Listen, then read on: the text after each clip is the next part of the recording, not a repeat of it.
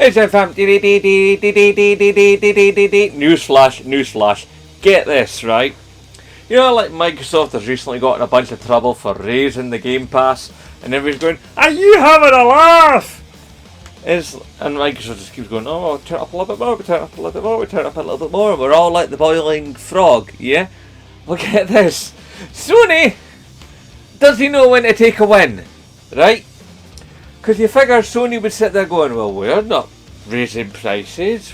You know, we have our game prices, and those are our game prices.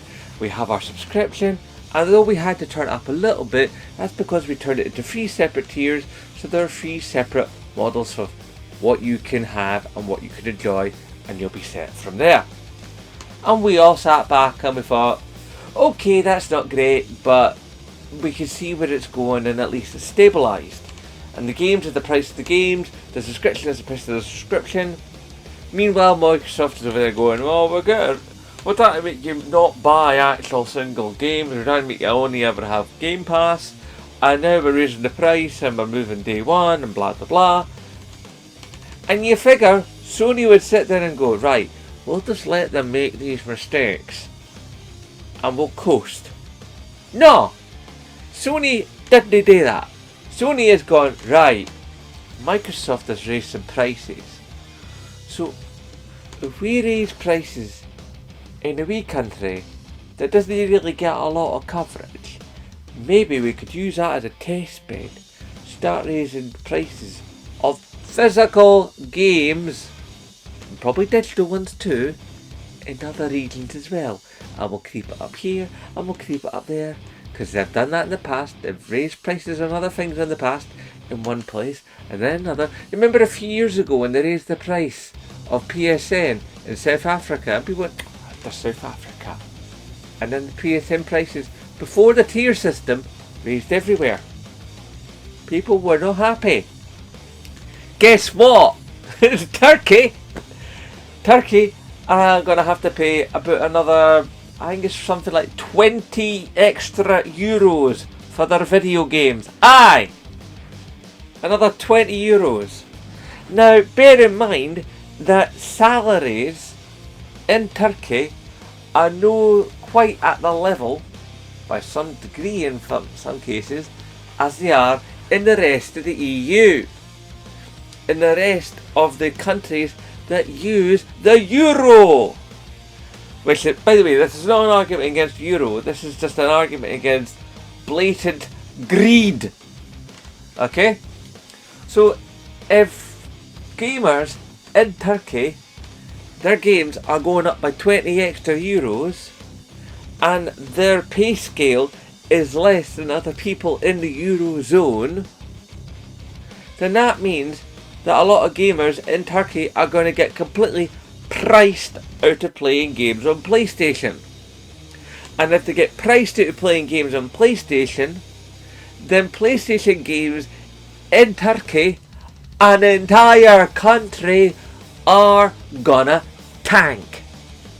Seriously, Sony, think it through, lads. Think it through. You've no thought this to its end conclusion. If you continue to hike prices up, eventually people at the bottom end start to drop off.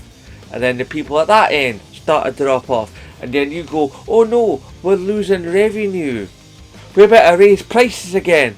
And then the next level drops off. And you raise and drop and raise and drop. And next thing you know, it's only whales and the rich people that can play video games.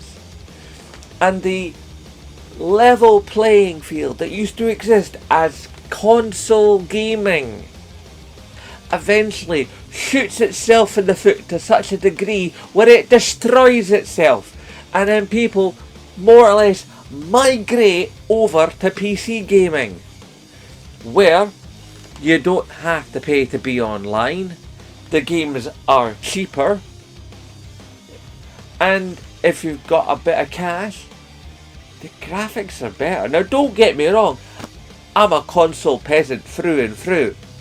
I've never really been into PC gaming, but if you're a console maker and you make console video games. Now, admittedly, yes, you are starting to transfer some of those games after a couple of years over to PC to increase sales. Then what are you about, Sony? Because you can't increase something that isn't there to be increased from. If you make games for your console and those games can't sell on that console, so then you eventually start selling them on a PC manner, that's not an increase. That's just you barely breaking even on your sales targets. Seriously, Sony. You raising the price on these poor gamers in Turkey is not cool, and it doesn't make any sense. Rethink it now. And for any of you out there going like, it's just Turkey. Aye, it was just South Africa before, wasn't it? Aye. It's one of these things, they try it here, and then they try it there, and the next thing you know, it's everywhere. Be warned, Zen fam. These sneaky moves are happening all the time. Now, yeah, I'm a Sony guy, but I'm a truth teller, and I see stuff when it happens. And when I see things going down that are no right, I'll tell you about it. I don't care who the company is. I don't care how much I like their stuff. A dirty move is a dirty move is a dirty move. And this is.